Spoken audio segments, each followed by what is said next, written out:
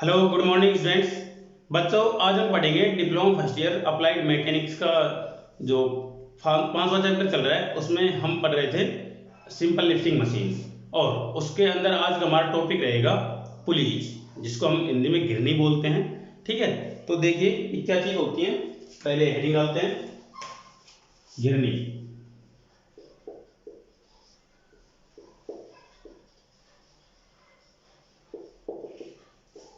देखिए क्या चीज होती है। ये कोई धातु या लकड़ी के एक पहिया होता है जो बीच में से धसा हुआ होता है और बगल में से निकला हुआ होता है। ये जो धसा हुआ भाग होता है, इसमें रस्सी डालकर जब रस्सी को खींचा जाता है तो ये जो पहिया घूमता है, तो यहाँ पर जो घर्षण बल है वो कम हो जाता है। तो घर्षण को कम करने के लिए एक डिवाइस है ये। ठीक है, तो चलिए देखते हैं आपकी बुक में क्या लिखा हुआ है। यह किसी धातु या लकड़ी का पहिया बना होता है जिसकी परिधि पर खांचा बना होता है। इस खांचे पर रस्सी लिपटी होती है। ये घिरनियाँ अपनी जो धुरी मतलब एक्सल के सापेक्ष घूम सकती हैं। धुरी घिरनी के समतल फलक पर लंबवत होती हैं तथा इसके केंद्र से गुजरती हैं। धुरी के सिरे गुटकों के ढांचों में टिके होते हैं। देखिए कैसी होती है ये। मैं आपको इधर देखिए, यहाँ पर आपको दिख भी रही होगी और मैं चित्र बना के दिखा देता हूँ कैसी होती है। यहाँ पर क्या खांच होती है और क्या नहीं होती है। ये मैंने खांचा बना दिया इसी है ना। और ये जो बीचों बीच का भाग है और ये इसका एक्सल है। तो ये तो है इसकी घिरनी टोटल। इस पूरे चित्र को बोलते हैं घिरनी है ना। ये इसकी धुरी है जिसको हम इंग्लिश में एक्सल बोलते हैं। तो आप एक्सल से ज्यादा समझ पाएंगे, इसलिए मैंने लिख दिया यहाँ पर। ये इसका खांचा बना हुआ है। ठीक है, और इसके ऊपर ये जो लिपटी हुई होती है, ये होती है इसकी डोरी। ठीक है, डोरी इसके ऊपर होती है। जब हम इस डोरी को खींचते हैं तो ये घूमती है। मतलब ये डोरी का दूसरा हिस्सा हो सकता है किसी कुएं में हो या कहीं पे लटका हुआ हो। तो ये क्या काम करता है, घर्षण बल को कम करने का काम करता है। तो घिरनियाँ प्राय दो प्रकार की होती हैं। ये दो तरह की होती हैं। एक तो होती है मूवेबल और एक होती है फिक्स्ड, मतलब एक जगह पर स्थिर रहती है एक तो। और दूसरी होती है जो एक अपनी जगह पर स्थिर नहीं रहती हुए अपनी जगह से सरकती रहती है और घूमती भी रहती है। तो यहाँ पर देखिए, अगर तो फिक्स होती है, यहाँ देखो घिरनियों के प्रकार, घिरनियों के प्रकार।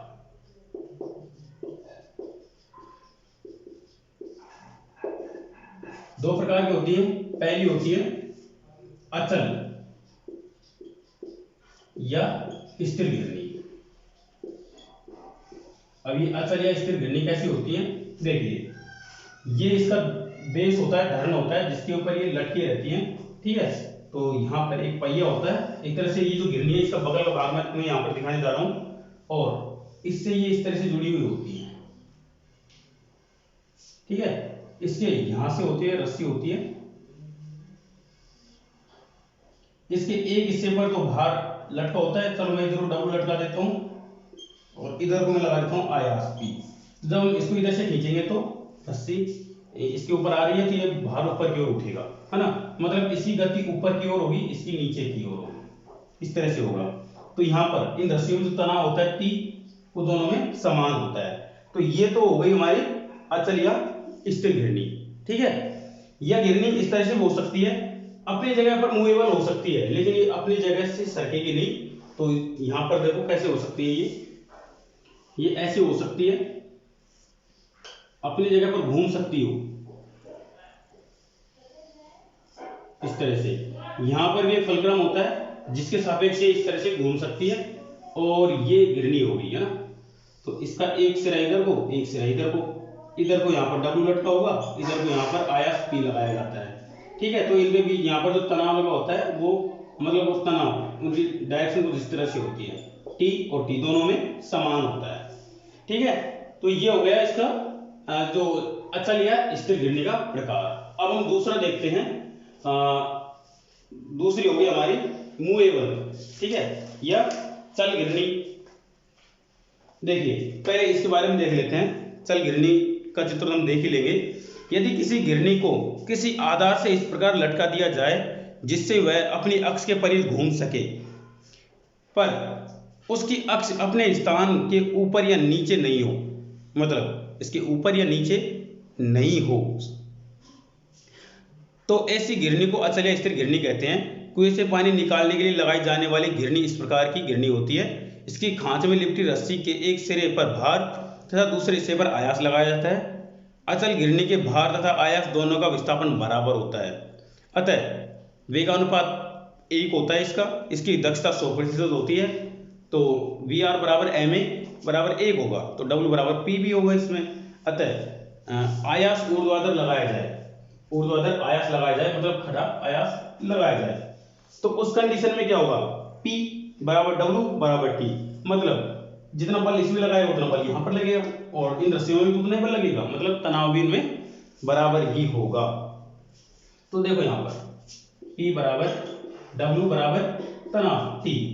अब देखिए जब आयास भार की, और ध्यान दें यहाँ पर अगर हम रिजल्टेंट फोर्स की बात करें रस्सी पर, तो इस पर भी T, इस पर भी T, T प्लस T, मतलब 2T के बराबर इसमें क्या होगा, रिजल्टेंट जो तनाव है, रिजल्टेंट टेंशन है वो 2T के बराबर होगा इसमें, या फिर T के बराबर W ले सकते हैं तो 2W के बराबर।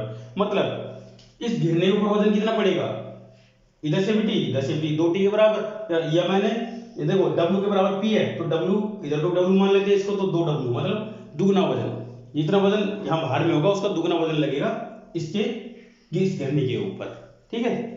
तो जब आयास भार की क्रिया रेखा के साथ में अल्फा कोण पर हो, मतलब इस तरह से हो, ये इधर को घूम सकती है, तो यहाँ पर कुछ इस तरह से हो जाएगा।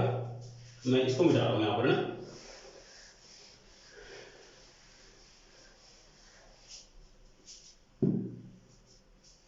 जब आयास भार की क्रिया रेखा के साथ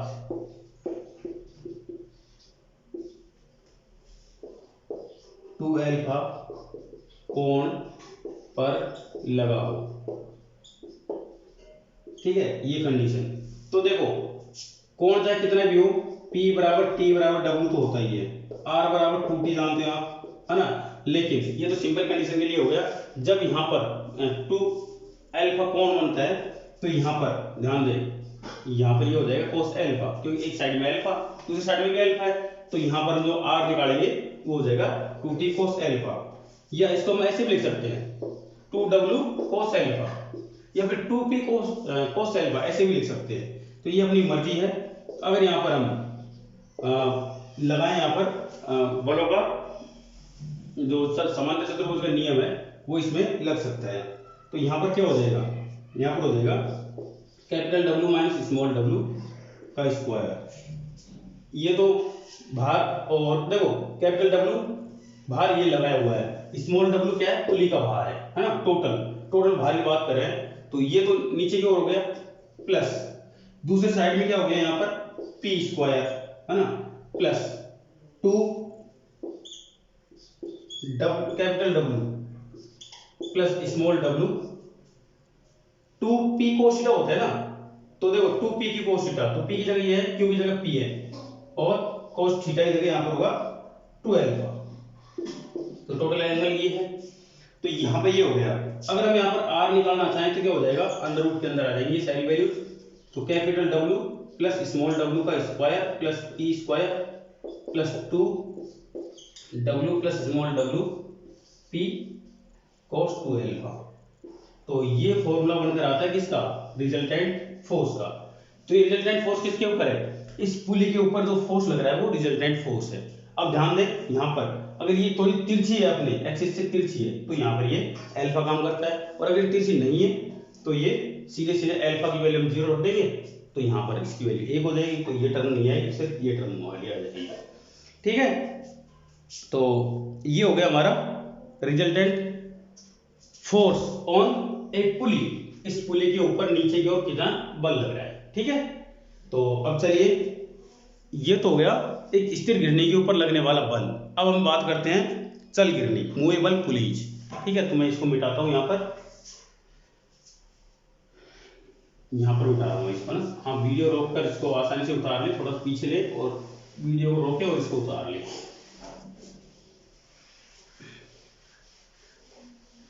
देखिए ये मूवेबल चल गिरनी कैसी होती है, चल गिरनी MOVABLE,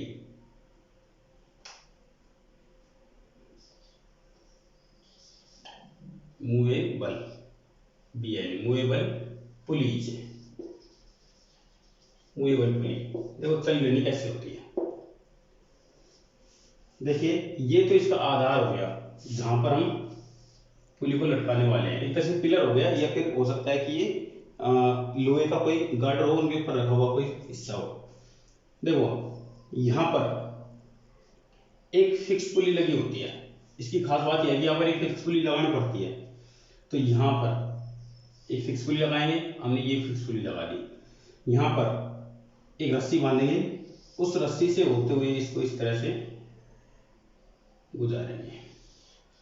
तो यहाँ पर तो लगाएंगे हम P, और ये जो बात कर रहे हैं मूवेबल पुली की, वो मूवेबल पुली हम यहाँ लगाएंगे, ठीक है। तो ये हो गई एक तरह से चल गिरनी। तो इससे हम लगाएंगे एक हुक, इससे लटका होगा एक भार W, ठीक है। तो यहाँ पर ये हो गई इसकी मूवेबल चल गिरनी, चल गिरनी, और ये हो गई अचल गिरनी।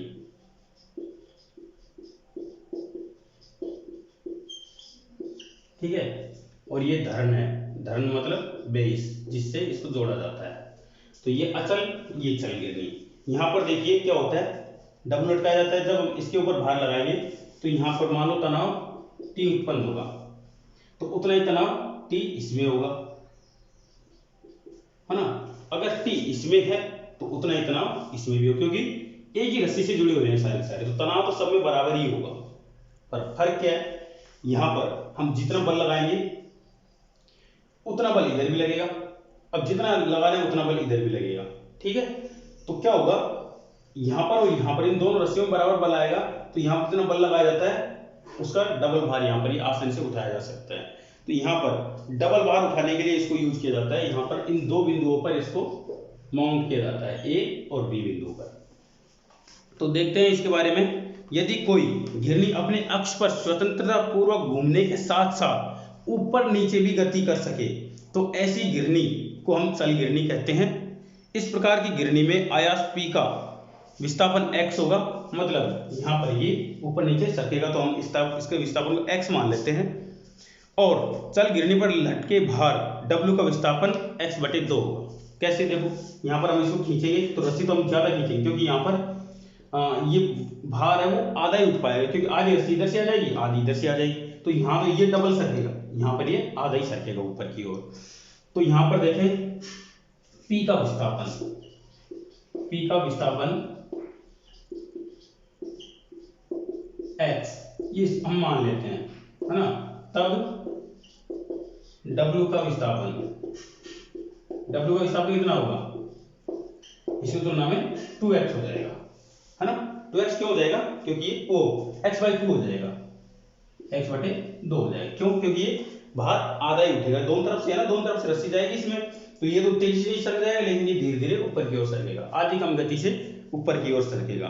तो यहाँ पर हम निकालें इसका वेगानुपात, वेगानुपात। तो क्या हुआ, वेगानुपात में हम क्या निकालते हैं, वेगानुपात में निकालते हैं हम आयास द्वारा चली गई दूरी, मतलब x, एक मिनट लिख देता हूं मैं, आयास द्वारा तय दूरी, आयास द्वारा तय दूरी बटे भार द्वारा तय दूरी, भार द्वारा तय दूरी, ये होता है ना। तो यहां पर हम इसका फॉर्मूले में रखेंगे तो x तो ये है P द्वारा चली गई दूरी आयास द्वारा, और यहां पर होगा x/2, मतलब x, ये 2 को ऊपर भेज देंगे और x से x क्या हो जाएगा, कट जाएगा, तो बचे क्या हमारे पास में, सिर्फ 2 बचेगा। मतलब इसका वेगानुपात क्या होता है, 2 होता है ना। मतलब यहाँ पर जो भार है और आयास है, उन दोनों का जो अनुपात लेंगे तो 2:1 आएगा, मतलब आयास दुगनी गति से नीचे की ओर सरकेगा। तो आदर्श मशीन के लिए एम ए बराबर वी आर, तो यहाँ पर आदर्श मशीन के लिए क्या होना चाहिए, 2 होना चाहिए। ये सिर्फ आदर्श मशीन के लिए है। अब ये मशीन आदर्श है या नहीं है इसके बारे में तो हम बात नहीं कर रहे, क्योंकि कोई चीज़ आदर्श मशीन नहीं होती, लेकिन हम कैलकुलेशन तो आदर्श मानकर ही करते हैं। तो यहाँ पर एक चल आदर्श घिरनी के लिए वेगानुपात मान कितना होना चाहिए, 2 होना चाहिए। चल घिरनी का वेगानुपात 2 होता है और अचल घिरनी का वेगानुपात 1 होता है, ये चीज ध्यान रखें। अब हम पढ़ेंगे सिस्टम ऑफ पुलीज, घिरनी निकाय। अभी घिरनी निकाय क्या होता है तो उसके बारे में अभी बात करते हैं। चलिए मैं बोर्ड मिटाता हूं, आप वीडियो रोके यहीं पे है ना, और इसको उतार लें।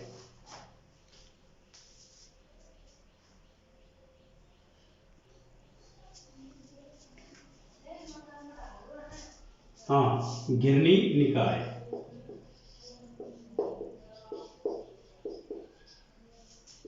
System of police.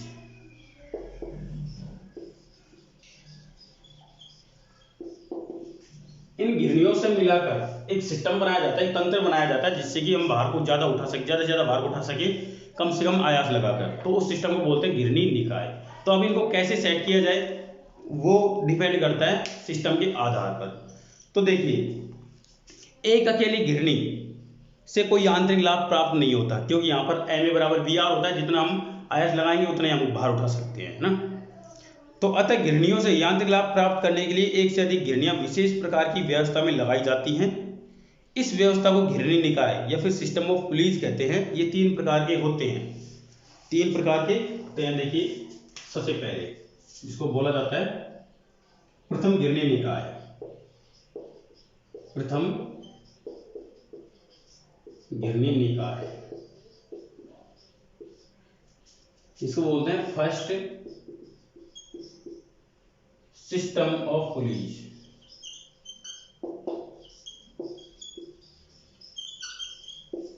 First system of police, ठीक है, ये पुलिस का फर्स्ट सिस्टम होता है। फिर इसके अलावा द्वितीय घिरनी निकाय, तृतीय घिरनी निकाय। तो मैं आपको सीधे यहीं से लेके चल रहा हूँ, क्योंकि बार बार लिखूँ फिर दोबारा हेडिंग डालूंगा तो वो कोई ज्यादा फर्क नहीं पड़ेगा उससे ना। तो देखिए यहाँ पर क्या होता है, इस निकाय को आर्किमिडीज निकाय भी कहते हैं। आर्किमिडीज ने इसको सबसे पहले बनाया था।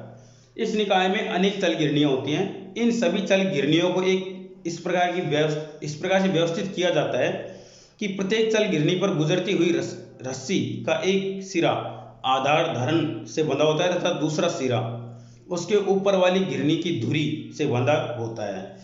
ऊपर उठाए जाने वाले भार सबसे नीचे वाली घिरनी से बंधा होता है।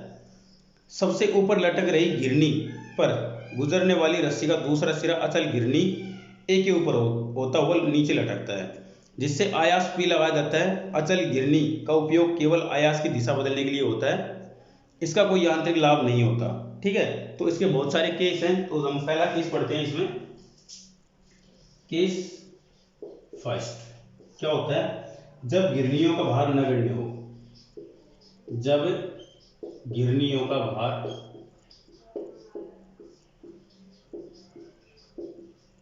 नगण्य हो, इसका मतलब यह है कि हम हजारों किलो का वजन उठा रहे हैं और उसकी तुलना में जो पुलिस है इनका भार बिल्कुल बहुत कम हो, है ना, बहुत कम मान कर चलते हैं, ठीक है। तो देखो कैसे, माना भार डब्ल्यू को उठाने के लिए पी आयास की आवश्यकता है, अतः सीमांत संतुलन की अवस्था में, यहां पर मैं एक चित्र बना के दिखा रहा हूं आपको कैसे होगा। ये इसका आधार धारण है जिस पर हम पुलिस लगाएंगे, ठीक है। तो यहां पर देखिए कैसे बनेगा ये।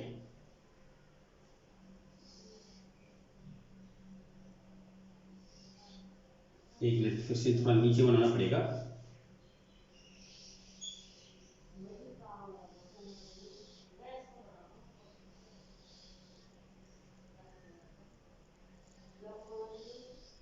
है ना, देखो यहां से मैं इसको ये जोड़ दिया, इसका दूसरा हिस्सा यहां जोड़ देता हूं और यहां से निकलने वाली रस्सी को इसके केंद्र से जोड़ देता हूं, है ना, और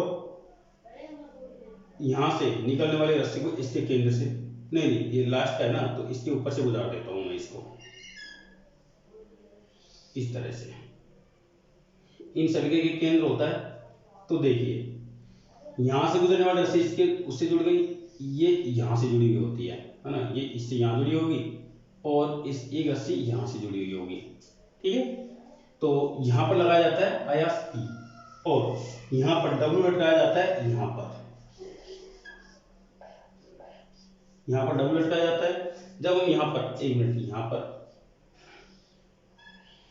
ये नॉन मूवेबल या फिक्स्ड पुली है, ये वाली जो इसकी सिर्फ डायरेक्शन चेंज करने के लिए काम में आती है। यहाँ पर देखें, यहाँ पर इन पे तनाव अलग अलग होगा, ये T1, इस पर T2, इस पर T3, इस पर T4, इस तरह से जो तनाव होगा वो अलग अलग होगा।